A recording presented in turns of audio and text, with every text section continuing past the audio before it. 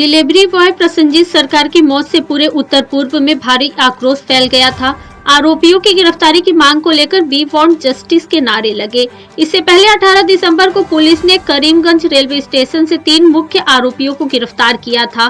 पूछताछ में 2 आरोपियों की भूमिका सामने आई। गुप्त सूचना के आधार पर पुलिस ने पान बाजार के मेघदीप भट्टाचार्य और दीपू धर को गिरफ्तार किया।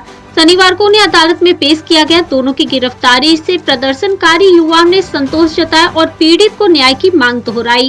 तो আসলে এই ঘটনাটা শুধু ত্রিপুরা না, আমাদের উত্তর পূর্বাঞ্চলের সবচেয়ে আলোচিত বিষয় বর্তমান সময়ে বলা যায়।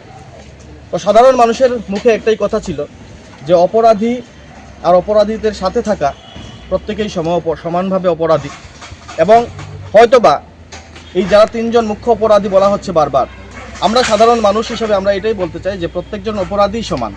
কারণ হয়তো এখানে আরও 2 জন না থাকলে হয়তো এত বড় অপরাধটা এখানে হতো না বা এই ঘটনাটা হতো না।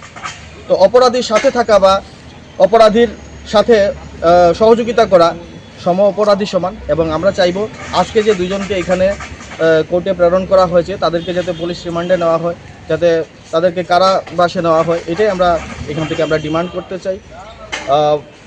प्रसन्नजीत जाते तार जस्टिसटा पाए।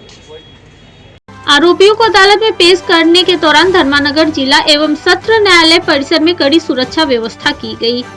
Bureau report, fact finder.